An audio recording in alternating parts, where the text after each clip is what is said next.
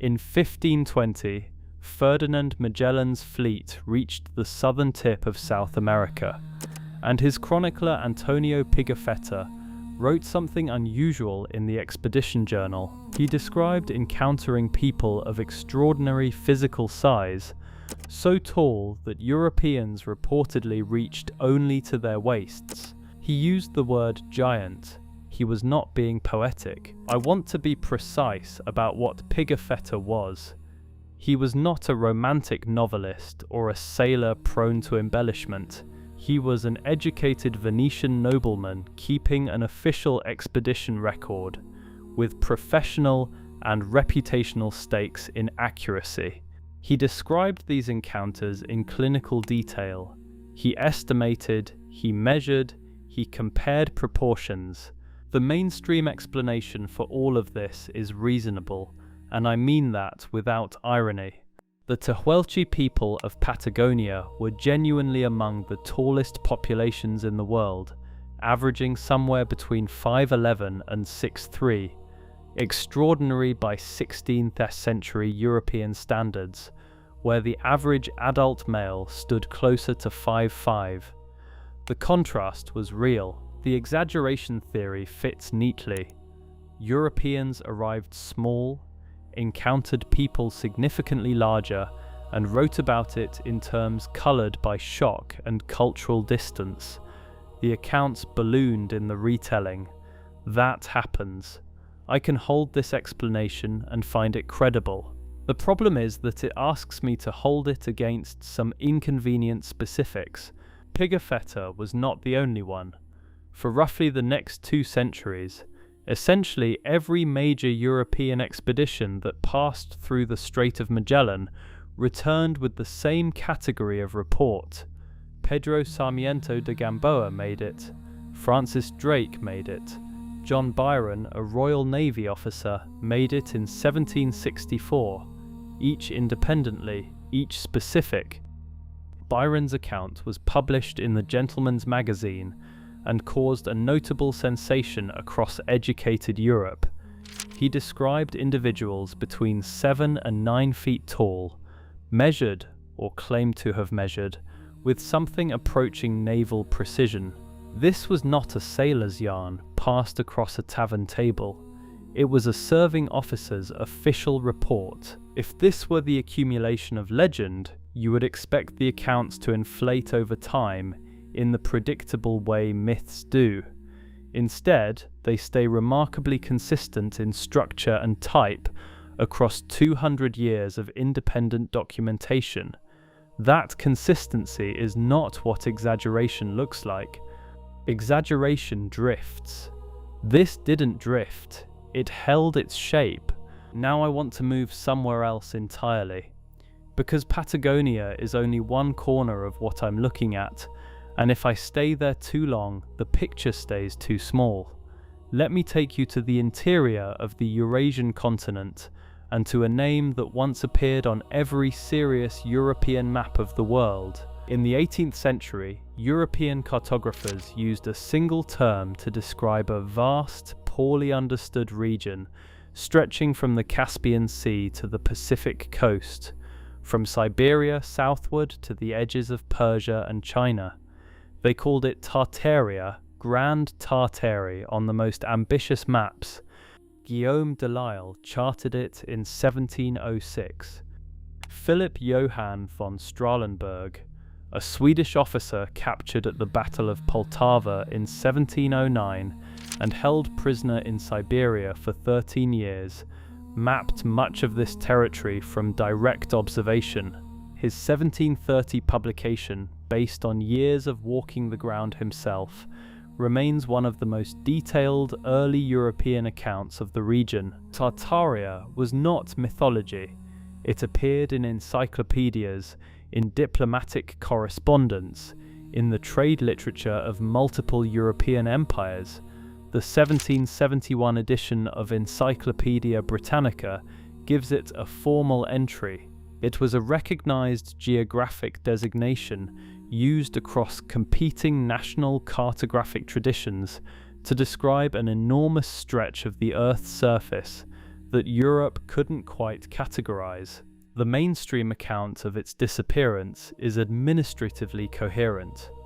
Russia expanded eastward and absorbed most of it. The Qing dynasty consolidated control over the southern regions, imperial borders hardened, surveys improved, and the old umbrella term simply became obsolete.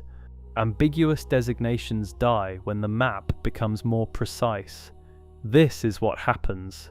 This is reasonable. But when I look closely at the timeline of that disappearance, something nags at me that the administrative explanation doesn't fully resolve.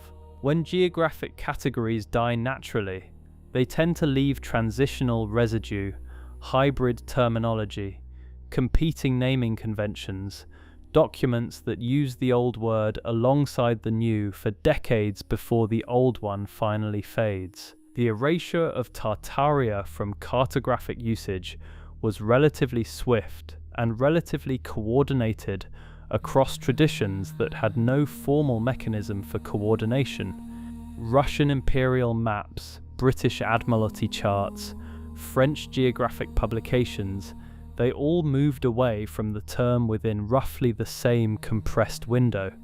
That's not what organic cartographic evolution looks like. I want to be careful here, because this is exactly where loose thinking becomes conspiracy thinking, and I am trying hard not to do that. Treaty negotiations, shared reference publications, the influence of dominant geographic academies, these are legitimate explanations for synchronized cartographic change.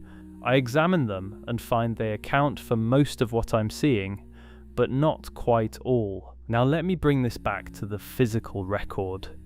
The question of what Tartaria was and what it contained is not merely a cartographic question. Von Strahlenberg's 1730 account describes populations in the interior of Siberia that he found genuinely difficult to categorize. He wrote about peoples physically distinct from anything he had encountered in European or Central Asian contexts. I am not claiming von Strahlenberg described giants in any storybook sense. His account is more careful than that, and I want to honor the care in it. He describes a range of physical types, including some he found remarkable enough to note in language that resists easy translation into modern anthropological categories. He was careful, he was also puzzled. Let me now go somewhere different, to the American interior, to the Mississippi Valley, and to a document that sits at the origin point of American archaeology as an institutional discipline, because the pattern I'm tracking surfaces here too, and it surfaces through the Smithsonian Institution's own publication record, which makes it harder to attribute to rumour. In 1848, the Smithsonian published the first volume in its Contributions to Knowledge series. It was a survey of the earthen mounds scattered across the Ohio and Mississippi valleys, conducted by Ephraim George Squier, a diplomat and archaeologist, and Edwin Hamilton Davis, a physician. Neither man was a sensationalist.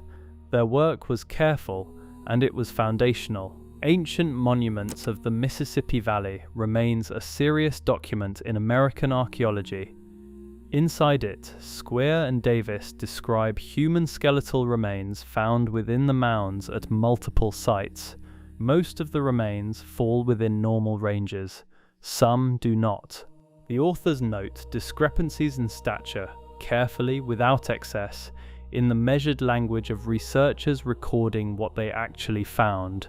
Over the following decades, as mound excavation expanded across the Midwest, local newspapers printed reports of similar finds, remains described as belonging to individuals of unusual height, sometimes 7 feet, sometimes implying even more.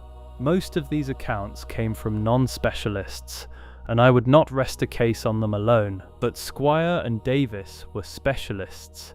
They had institutional backing, professional reputations to protect, and no particular incentive to sensationalize their findings. When they noted anomalies, they noted them in language that acknowledged uncertainty and called for further investigation. That call was made in 1848. The further investigation, when it came, moved in a different direction. The Smithsonian's Bureau of Ethnology, under John Wesley Powell and later directed by Cyrus Thomas, conducted a systematic mound survey through the 1880s and into the 1890s. The resulting report, Thomas's 1894 report on the mound explorations of the Bureau of Ethnology, concluded that the mound builders were ancestral to living Native American peoples. That conclusion was correct. The 1894 report also effectively closed the door on anomalous physical accounts by framing the entire question of a separate or distinct mound builder race as debunked mythology. This was largely the right call. The lost race mythology had been weaponized to dehumanize indigenous peoples, and dismantling it was necessary and overdue.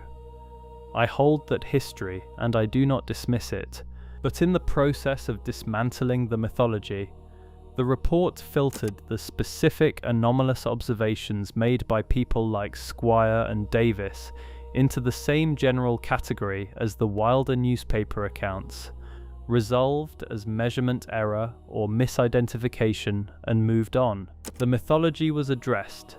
The careful anomalies were not separately accounted for on their own terms. This is not the same as suppression. I want to be honest about that. Institutional prioritization is not conspiracy. When you are fighting a specific and dangerous racial mythology, you use broad strokes, because broad strokes win the fight. The casualty in that process is granularity, the fine-grained complexity that careful early observers tried to preserve. And here is where the coordination problem begins. Not the sinister kind, the mundane kind, the kind that requires no cabal, no directive, no named architect of suppression. What it requires is only this: a set of institutions, each with its own professional incentives, each operating independently, all pointing in the same direction at roughly the same time, cartographers regularizing the map, ethnologists dismantling the mythology, imperial bureaucracies absorbing the territory, each doing something reasonable for reasons internal to their own logic. None of them needed to communicate to produce, together, a record in which the anomalous accounts were rendered invisible by the weight of official narrative. The silence didn't require coordination. It required only shared institutional interest in legibility, in producing a world that fits the categories the administrative apparatus was built to manage. What doesn't fit doesn't necessarily get destroyed. It gets filed into a category where it no longer poses a question, and then the file gets old and quiet. Let me try seriously to find the most rational possible account of the full pattern I've described.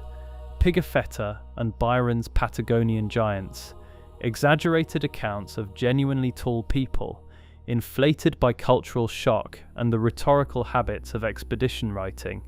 Squier and Davis's anomalous remains, measurement error and the inevitable noise of pre-professional field archaeology.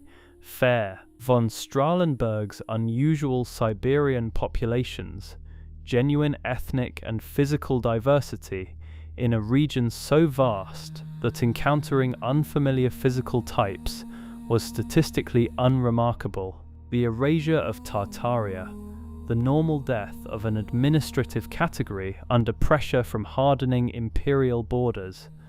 All of this is defensible. All of it has a rational skeleton.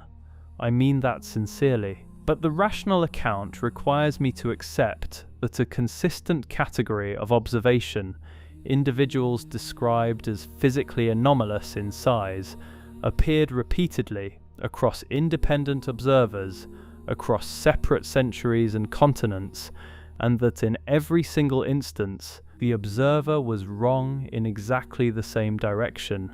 Overestimation, always overestimation, never the opposite error. That asymmetry is what I keep returning to.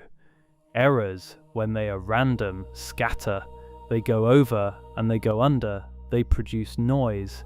What I'm looking at is not noise.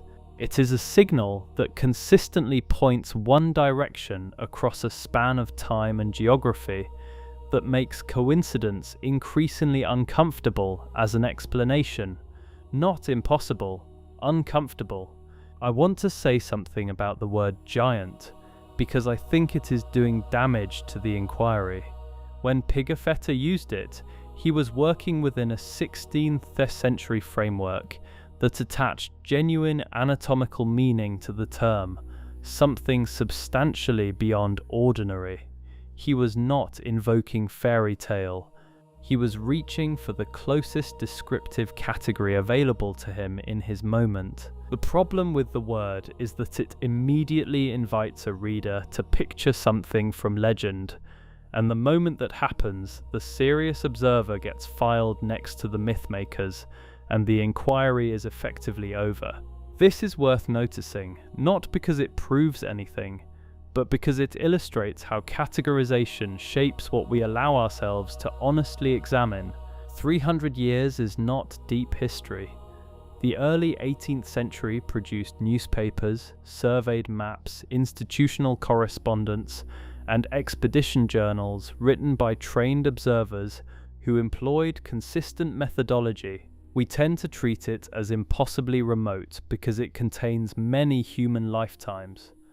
But in terms of the documentary record, 3 centuries is recent enough that we have almost everything. The raw material for these questions is sitting in archives. Pigafetta's journal has been translated and published. Von Strahlenberg's work has been catalogued by scholars. Squier and Davis's survey is digitized. The Smithsonian's early reports are accessible. None of this has been burned. What is absent from the archive is not the primary evidence. What is absent is the follow-up. There is no serious, sustained institutional effort to reconcile the anomalous physical accounts in the pre-professional literature with the conclusions reached by the later institutional consensus. That reconciliation was never written. Instead, the anomalous accounts were absorbed into the general category of pre-scientific error and left there, without being addressed individually on their own terms. What that process produces over time is a past that looks like it was always tending toward the world as it currently exists, toward populations distributed as they currently are, toward physical ranges understood to be what we currently expect them to be. The record was shaped by institutions that arrived after the fact, and the shaping was subtle enough that it looks like nature. I keep thinking about the specific geography that all of this converges around. The interior of Erasure, Patagonia, the Ohio Valley. These are not random locations. They are all places that were mapped late, administered late, absorbed late, territories where the institutional reach of recording empires arrived after the populations themselves were already very old. When the institutional reach arrived, it arrived with categories already in place. It arrived knowing, more or less, what it expected to find, and what it found that didn't match those categories was not necessarily falsified. It was simply processed through a system that had no room for it, which is its own kind of erasure and a quieter one. I am not telling you that giants walked the earth 300 years ago. I want to be precise about what I'm actually saying, because the precision matters. I'm saying that the historical record contains a consistent pattern of documented anomaly in human physical scale, and that the institutional processing of that pattern has never been fully, carefully audited. What happened to the populations that von Strahlenberg found difficult to categorize? What became of the remains that Squier and Davis recorded in language that called for further investigation? Where did the physical record of the Tehuelche's outermost range go, the upper limit of what they were, before the categories arrived to define what they must have been? The answer in every case is the same. The record trails off. Not dramatically, not in any way that implies deliberate destruction. It trails off the way things trail off when institutions stop asking a particular question, quietly, professionally, without ceremony, leaving the silence looking like it was always the answer rather than the result of a decision. Maybe the full picture is exactly as legible as the official account suggests. Maybe the exaggerations explain the anomalies, the administrative pressure explains the cartographic erasure, and the institutional incentives explain the absence of follow-up, and all of it together produces a past that is genuinely as tidy as the record makes it look. But I notice that accepting all of those explanations simultaneously requires me to believe that every anomaly resolved in the same direction, toward smallness, toward normality, toward a past with no room for anything that doesn't fit what we currently expect. That is a great many separate explanations, all pointing the same way. I find that worth sitting with for a while. Somewhere at the edge of what the record admits, there is a question about human physical history that has never been cleanly resolved, only classified, filed, and made quiet by institutions that had every professional incentive to prefer the tidier story.